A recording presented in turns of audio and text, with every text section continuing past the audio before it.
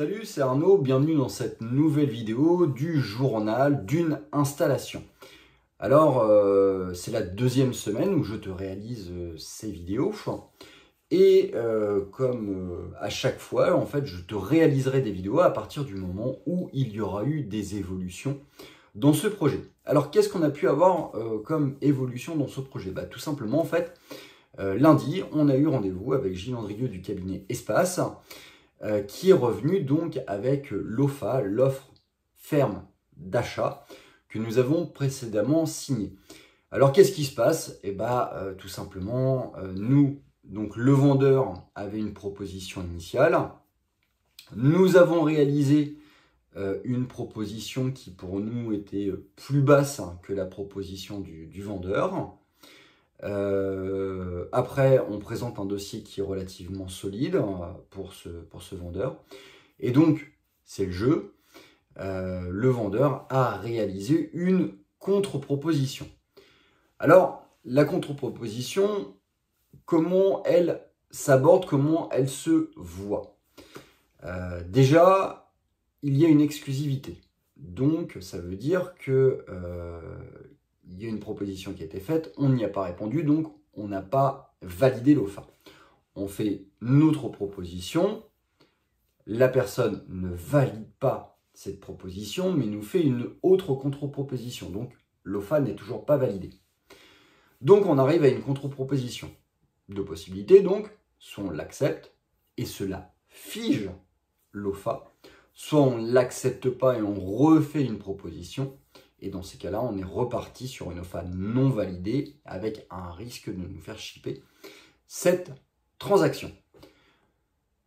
Nous avons décidé de valider la contre-proposition du vendeur. Donc, nous avons signé. Maxime, comme Marc-Antoine et moi-même, nous avons validé cette OFA. Ce qui fige donc la transaction, en tout cas ce qui lance clairement le processus de transaction. Donc, Gilles a un document qui retranscrit l'ensemble des éléments caractéristiques de cette boîte avec la volonté du vendeur de la vendre à un certain prix, la volonté d'un acheteur, en l'occurrence nous et Maxime, de l'acheter à ce même prix. Prochaine étape maintenant, c'est la réalisation d'un compromis. Alors, Gilles, lui, avec le cabinet Espace, ils ont déjà beaucoup de choses de réunies, donc là, il va compacter tout ça. Pour réaliser un compromis, donc il va réunir tous les contrats, il va réunir tous les 3 derniers bilans, il va réunir sûrement une évaluation du stock, il va réunir sûrement également les différents diplômes, les différents éléments propres à la masse salariale, et tout ça, cela générera un compromis qui sera réalisé devant un notaire, et qui permettra d'entériner le processus d'achat. Voilà, donc le compromis, c'est la prochaine étape, donc on attend les dates.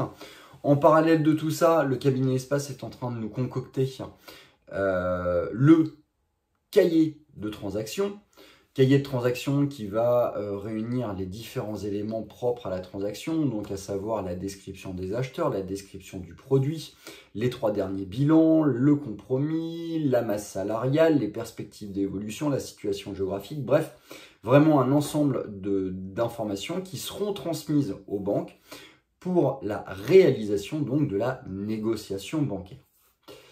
Voilà, donc bref, quelque chose d'assez important. En parallèle de ça, jeudi, on a rencontré notre expert comptable, Frédéric Guidon, avec lequel nous avons évoqué comment allait se passer cette transaction. Donc nous, pour notre part, en tant qu'investisseurs.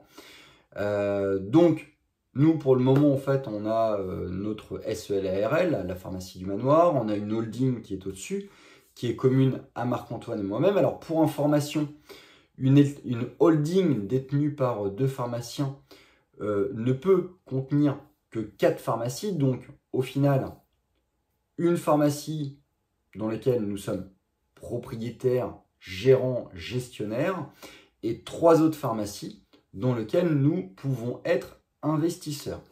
Donc, nous avons décidé de garder ce process-là, sachant qu'en fait un pharmacien peut être également propriétaire à titre personnel, du moins peut avoir des parts à titre personnel dans 5 pharmacies maximum, ce qui nous permettra finalement d'ordonner une holding rattachée à la SEL-ARL qui va être commune avec Marc-Antoine et moi-même et qui va gérer déjà par exemple l'investissement de Pavie et l'investissement de notre collègue Maxime, et puis un autre, sûrement, et ce qui nous laissera la possibilité à Marc-Antoine et moi-même de nous créer chacun une holding à titre personnel, et dans lequel finalement nous pourrons investir à titre personnel des parts dans un projet qui nous agréera à titre personnel, un titre pharmaceutique.